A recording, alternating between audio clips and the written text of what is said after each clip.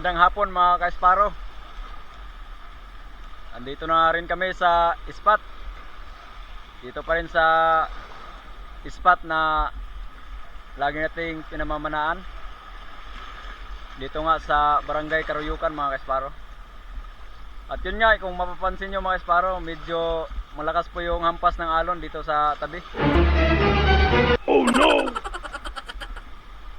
Tingin ko medyo malabo-labo pa rin yung dagat dahil kanina pang mga hapon ganito talaga yung alon. At sana lang mga Esparo ay makadali pa rin kahit hindi maganda yung tiyempo ng dagat. Katulad kagabi mga Esparo na nakadali tayo ng 4.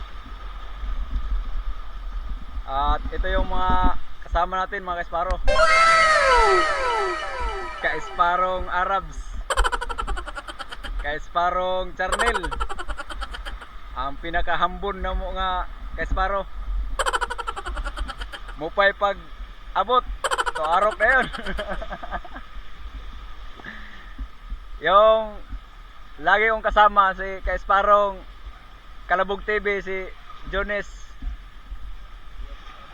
Hindi na kasama ngayon dahil sumama doon sa pinasukan niyang trabaho, yung panglambat. Nakuha na isda yung mga tulingan at saka yung mga tinatawag sa amin panit. At yun, lubog na po yung araw mga ka-Esparo. At dito maghihintay lang kami na dumilim. At yung buwan nga pala mga Esparo, no?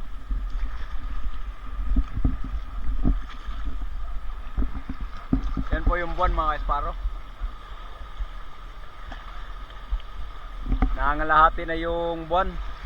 At sinyalis din mga Esparo na talagang ito na yung What? season na Bro, what are you talking about, man? panahon na yung mga kulambutan ay tatabi na talaga sila.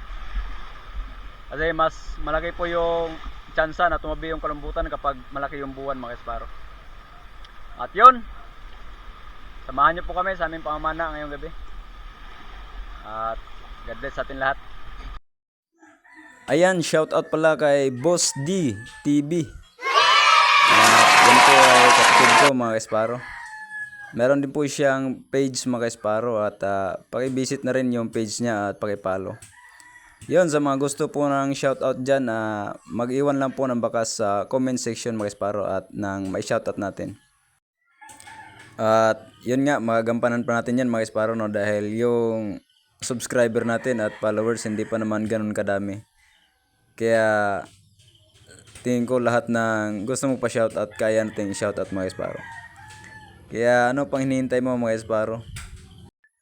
Yun, welcome back mga ka-Esparo. Andito naman tayo sa ating panibagong adventure mga ka-Esparo. Ito ang hanap buhay natin mga Esparo, yung pamamana. At samahan niyo po ako mga Esparo sa ating adventure na gagawin ngayong gabi.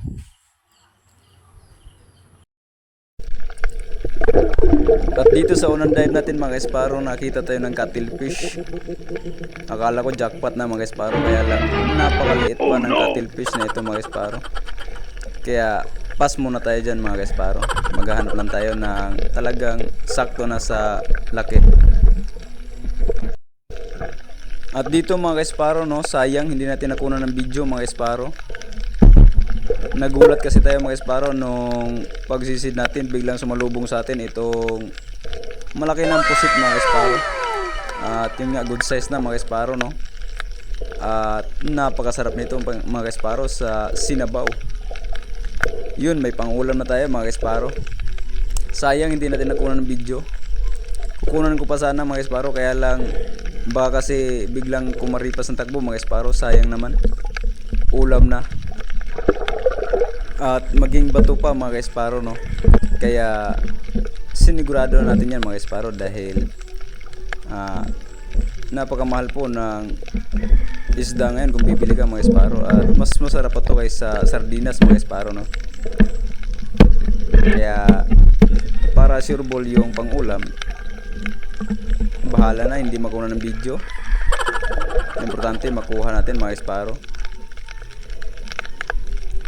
Yan, thank you Lord sa unang blessings na yung ibinigay sa akin yung gabi ito.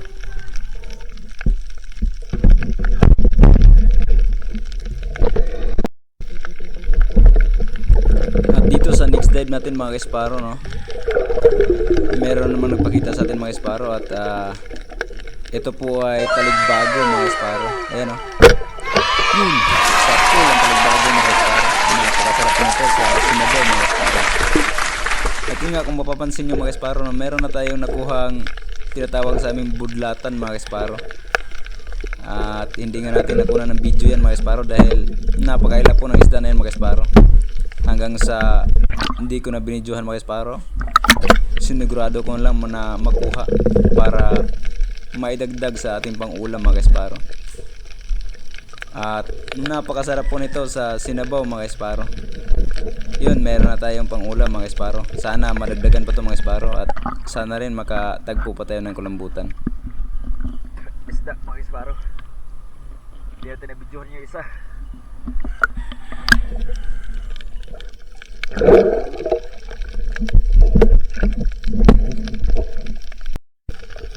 At dito sa sunod na dive natin mga esparo, batog ang nagpakita mga esparo. Ayan, sa pool kung batog ka,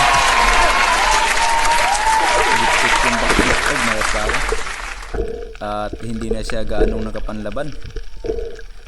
Yan nga, good size na ito mga esparo, no. At napakasarap din ito mga esparo sa sinabaw. Mukhang marami-rami yung ating maisasabaw mamaya pag uwi.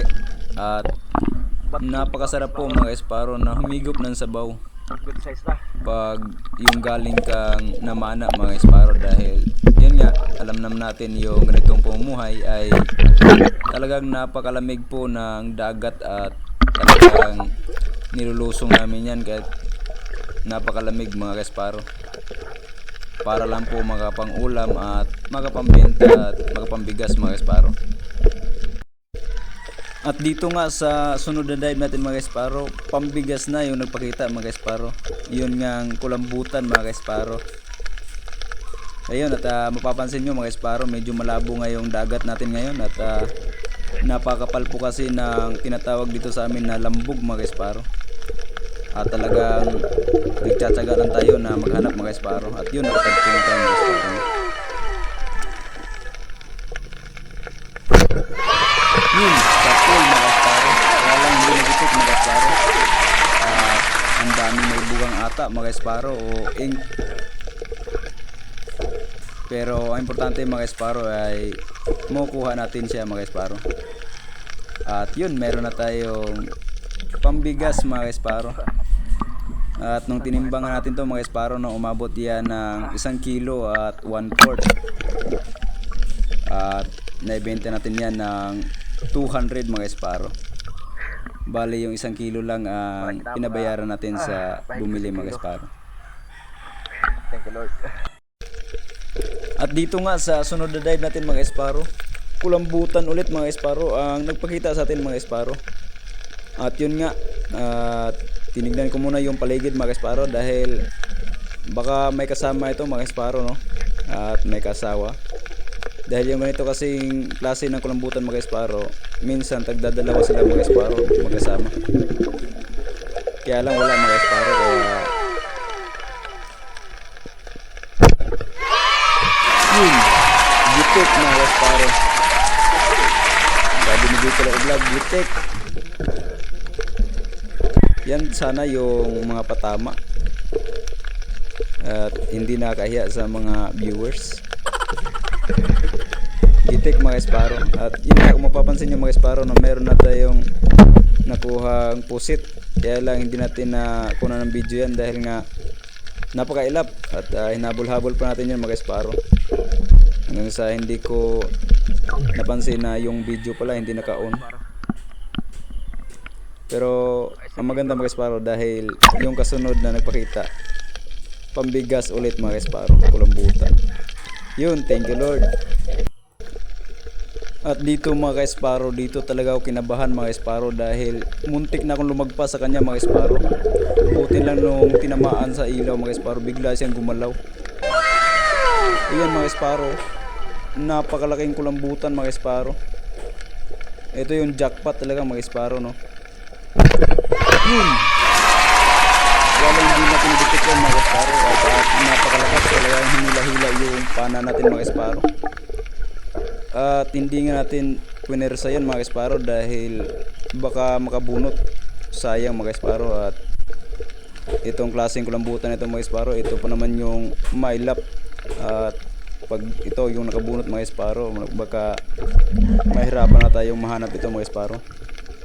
Lalo na dito natin siya nakita mga ka-Esparo sa medyo malalim na spot mga ka-Esparo, no? At yun, sobrang swerte natin. Thank you Lord sa lahat ng blessings na yung ibinigay Kilo siguro. sa aking hanap buhay. Nung tinimbangan namin itong mga Esparo, umabot siya ng 3 kilo at kalahati mga Esparo. At naibenta natin yan ng mahigit sa 600 mga Esparo. At nakabili tayo ng pambigas. Ayun, at salamat po sa patuloy niyong pagsuporta sa aking channel at sa ating page. At malaking tulong po yung inyong palaging panonood sa ating mga ina-upload. At God bless po sa ating lahat.